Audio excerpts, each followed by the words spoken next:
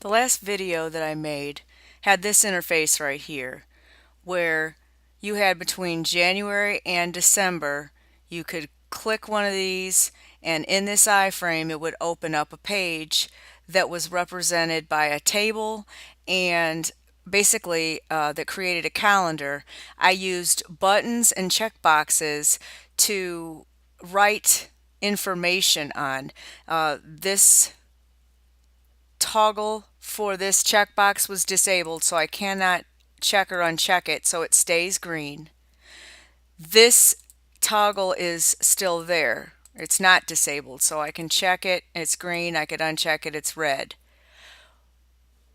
When I got from doing that much for November, by the time I got to the projection for December, I had changed a few things. One, instead of putting the value of the button, adding the name of whatever the bill was, like here is cable, here is car, here is car. By the time I got to December, I put a label for the checkbox and used that label to indicate rent, electric, car, and cable.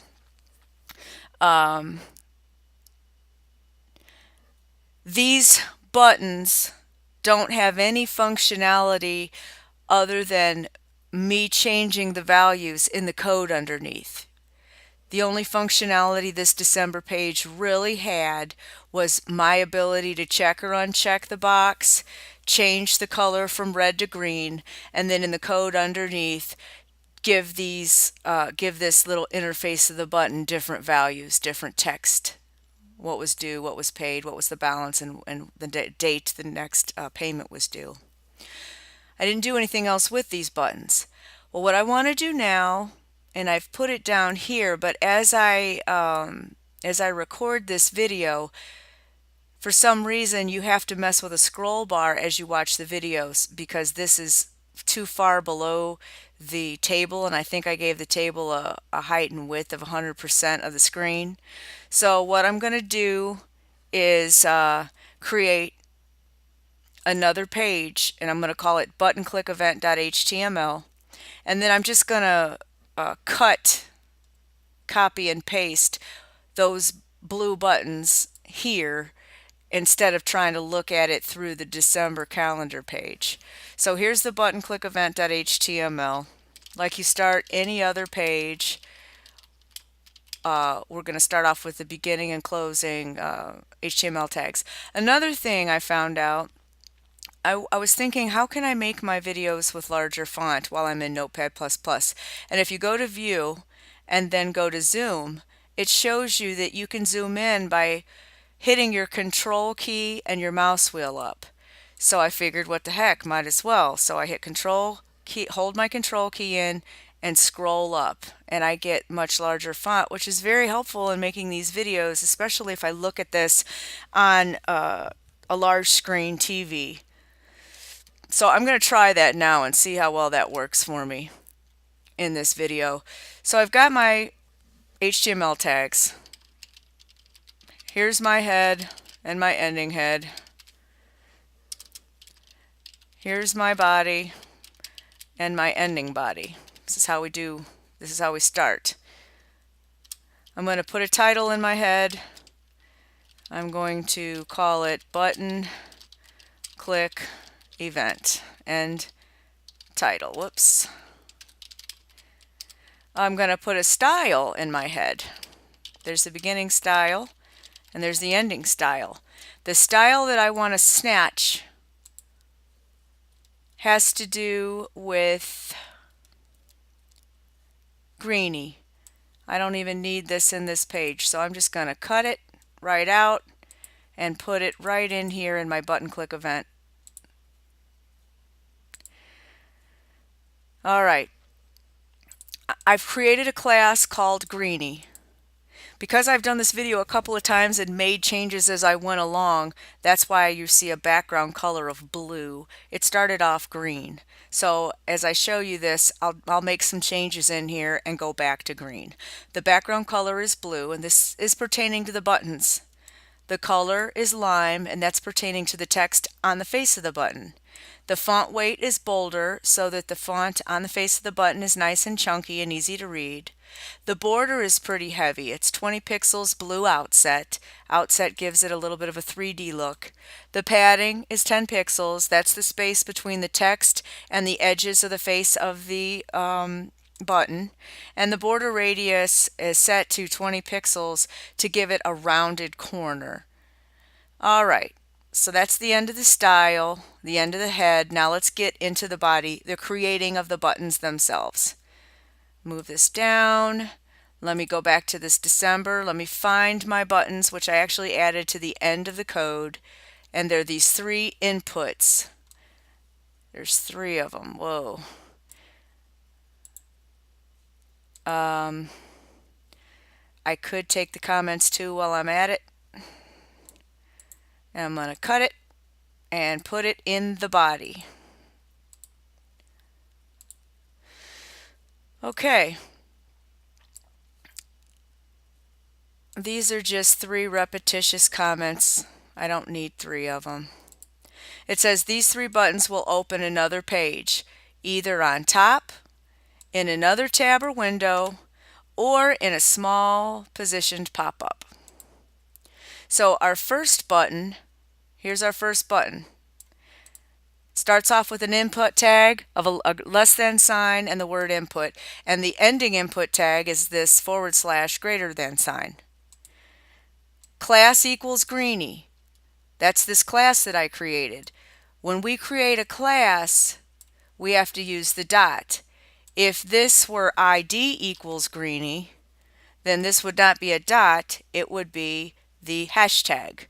When you're creating a style for an element that there's only going to be one of in your page, then you can go on ahead and use the ID. If you're going to use more than one thing in your page that's going to use this class, this style I mean, then you want to use a class. If you think of it as ID as maybe something that identifies one thing, and if you think of class as in a body of students, then that has to do with more than one, then you'll remember the difference between class and ID. Okay, so the input again has the class of greenie, which means it's going to have this particular style. The type that we're talking about is a button because I'm creating a button. I gave each one of these buttons its own unique name. This first one is B1 for button 1. And value is the words that are going to be on the outside of the button that the user can read. And it's in double quotes. This button opens page right over top of the current one. And here's the interesting part, the on-click event of this button. All of this on-click event is in double quotes first. Double quotes on this side, double quotes on the end. Then we have the word location.href. Then we have an equal sign, and then we have the address to the page that we want to open in single quotes. So you start off with double quotes, and then the actual address is in single quotes, and then you end up in double quotes, and then you have your ending input tag. The next button is very similar. You've got your input tag there and the end of the input tag there. Again, this is a repeat. Class equals greenie, type equals button, name equals B2 this time. It's got its own name, B2 for button 2. Value is going to be different because the words are different on this button. This button opens page in a new tab or window. Again, this is surrounded by double quotes. And here's the on-click event for this one. And it's all in double quotes again, but instead of starting off with location.href, we have window.open. And instead of having an equal sign like we have right here, we actually have a parentheses. And inside of the parentheses, we have an address surrounded by a single quote. So we have the parentheses, the single quote, the address to the My Way page, and then we end the whole thing with a double quote and an ending input tag. Lastly, here's the last button, input, class equals greenie, type equals button, name equals B3, the value equals. This button opens page in a positioned little pop-up window. And here's the neat way that onclick works. We have another window dot open, just like the second one was, and then also the address is in parentheses and double quotes, but that's not all we have going on. We have the address, which is all of this highlighted in single quotes, http://www.myway.com, that's the address, and then you have a comma, then you have the word pop-up window in single quotes and a comma, and then in single quotes you have all of this stuff right here. Height equals 400, comma, width equals 600, comma, left equals 10, comma, top equals 10, comma, scroll bars equals yes, comma, and menu bar equals no. All of that in one set of single quotes. And then you have your ending parenthesis that started way up here and ended way down here, an ending semicolon, and then you have these words, return false semicolon, and then you finally have the ending double quote, which originally started way over here. Started there, ended there, and the ending input tag. So, running it again, we took it out of here. This is where it was, and I don't even know if this is going to record it right, but I took it off. So when I refresh this, those go away. It's no longer in open bills at all. It's in its own page by itself. It's no longer here. If I refresh this, it's no longer there in the page December itself. It's in the button click event all by itself. So we're going to hit run, launch in Firefox. Okay, now we've got 3 buttons here. This button opens page right over top of the current one. Let's click it and watch. There's the My Way page. And it's like, oh, well, how do we get back? You just hit the back button. Now try this one. This button opens page in a new tab or window.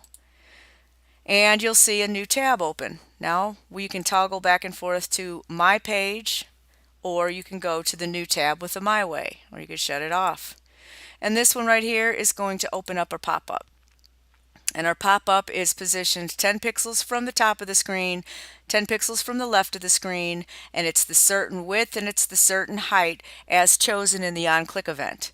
And the user can open this by sliding the corner, can open it by hitting the square or hitting the square again to give it the original size, can minimize it, can open it back up, can close it.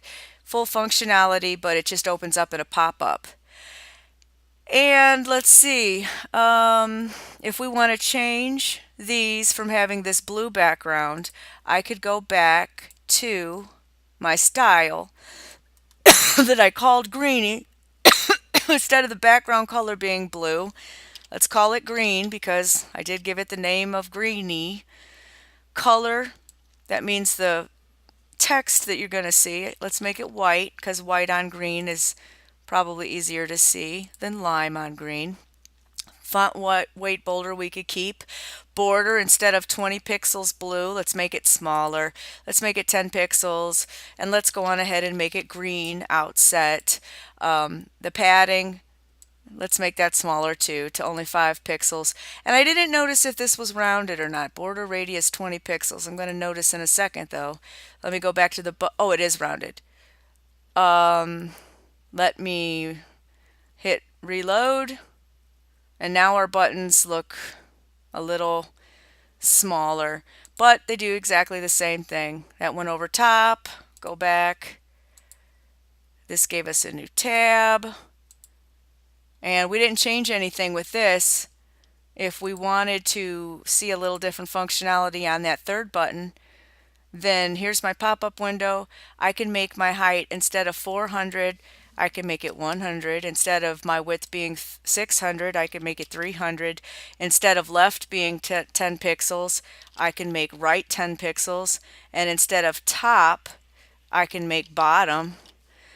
And I could leave the scroll bars in the menu bar alone. And let me hit refresh, and let me click this and see. Oh, wow, that's very strange. I would have thought right 10, bottom 10. I would have thought that this would have been 10 pixels from the right and 10 pixels from the bottom of the page, but that's not actually what happened. So I'm a little confused about the coordinates and how it ended up here. I don't really know how to explain that. I'll have to I would have to read that more to understand why it opened in the middle instead of way off to the right left like I expected it to. Close this, refresh this. Now it should open backward. Yeah, 10 and 10, but still the smaller size.